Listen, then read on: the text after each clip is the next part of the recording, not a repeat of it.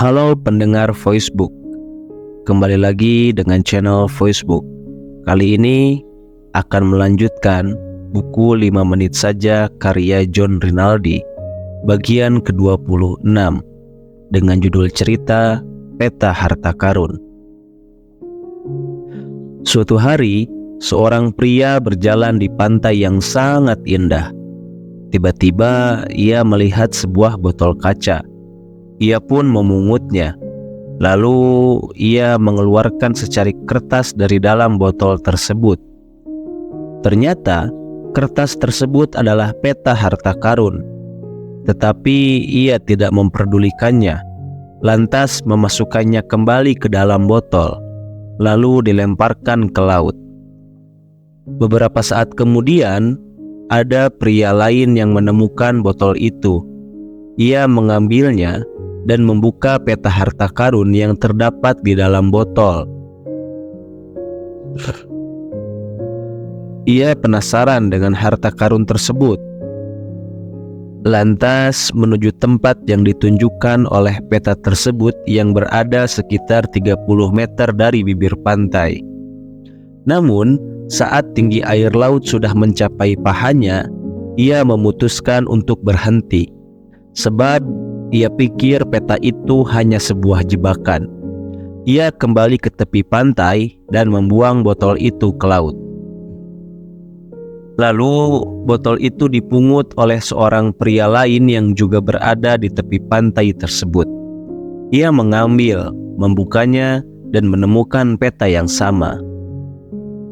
Ia penasaran dengan jumlah harta karun yang disebutkan dalam peta itu. Peta ini cukup menjanjikan. Aku akan berusaha mencari peta harta karun ini. Lantas ia menyewa perahu dan menuju tempat yang ditunjukkan dalam peta. Sesampainya di sana, ia melihat sesuatu yang menyerupai peti harta karun di dalam laut. Lalu ia menyelam guna mengambil benda yang tampak bersinar itu.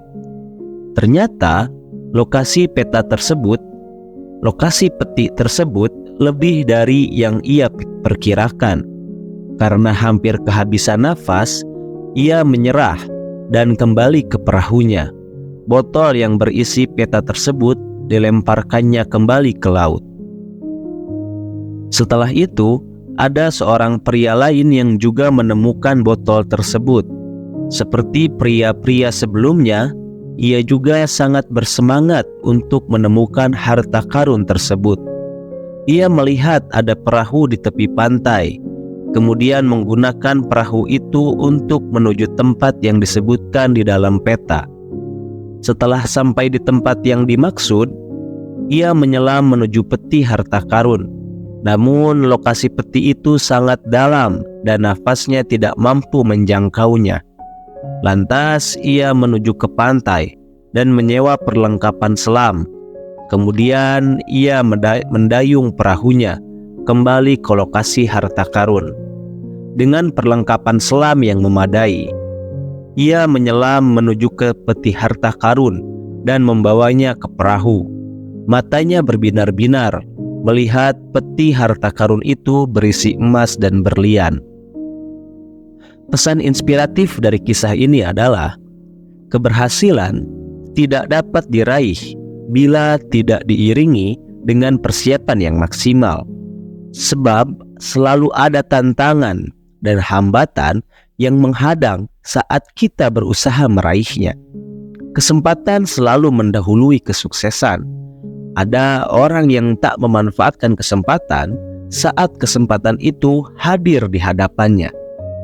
Ia mengabaikan dan menganggapnya sebagai hal yang sia-sia.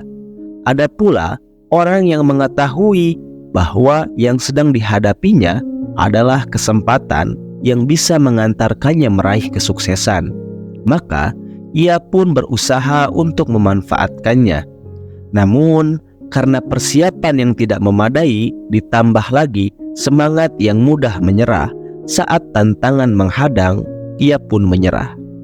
Selain mereka, ada tipe orang yang memanfaatkan peluang tersebut dengan semangat yang menggebu-gebu untuk bisa meraihnya. Saat ia mendapati berbagai rintangan, ia tidak mudah putus asa. Ia mempersiapkan segala hal yang bisa mengantarkannya meraih kesuksesan. Bagian ke-27 dengan judul cerita Arti Sebuah Sahabat. Rafki adalah seorang siswa SMA. Sedang duduk santai di teras rumahnya. Tiba-tiba ia melihat seorang remaja seusianya yang sedang naik sepeda jatuh tersungkur tepat di hadapan rumahnya. Isi plastik remaja itu pun tumpah. Tanpa berpikir panjang, Rafki memberi pertolongan. Semprotan serangga, tali, dan beberapa barang lain yang dibawa remaja tersebut dimasukkan kembali ke dalam tas plastik. Lalu Rafki membawanya ke dalam rumah. Sambil meneteskan obat merah ke bagian kakinya yang luka, remaja itu memperkenalkan diri. Namanya Ridwan dan masih duduk di bangku SMA. Meskipun baru berkenalan, tetapi mereka sudah sangat akrab. Banyak hal yang diperbincangkan. Mereka berbicara tentang sekolah, hobi, guru, dan hal-hal lain yang biasa diceritakan oleh remaja SMA.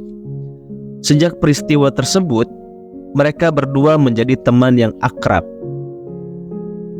Setelah lulus SMA, mereka diterima di universitas yang sama, sehingga persahabatan mereka semakin erat.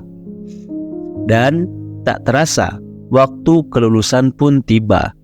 Beberapa hari sebelum wisuda, Ridwan menemui Rafki. "Rafki, jika kamu tidak menolongku dulu, mungkin selamanya aku tidak akan kenal denganmu. Memang kamu sahabat terbaikku." "Hahaha, biasa sajalah. Memangnya ada apa? Kenapa kamu berkata seperti itu?"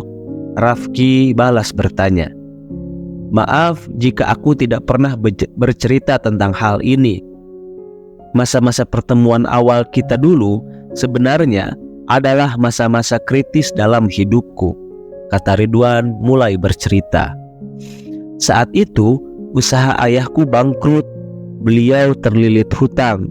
Sementara ibuku justru melarikan diri dengan laki-laki lain.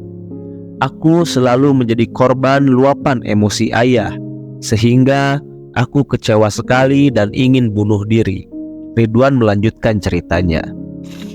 "Namun, saat aku membeli racun serangga dan tali yang akan kugunakan untuk bunuh diri, sepedaku malah terpeleset di depan rumahmu, dan kamu menolongku.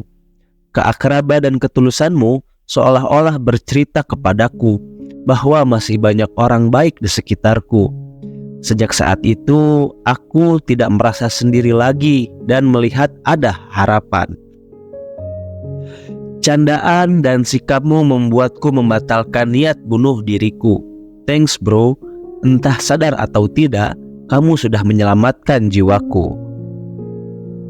Pesan inspiratif dari kisah ini adalah, ada sebuah pesan dari seorang manusia mulia. Janganlah kamu meremehkan kebajikan, meski hanya seuntai senyum. Tersenyumlah sekalipun kepada orang yang tidak kita kenal. Sebab bisa jadi senyum itu menjadi sinar bagi matahari kehidupannya yang meredup. Saat berjumpa dengan seseorang, kita tak pernah tahu yang sesungguhnya sedang dirasakan. Mungkin kita mengira keadaannya jauh lebih baik dari kita, namun kita sama sekali tidak bisa memastikannya. Maka selalu berbuat baik kepada orang yang kita jumpai merupakan sikap yang bijaksana.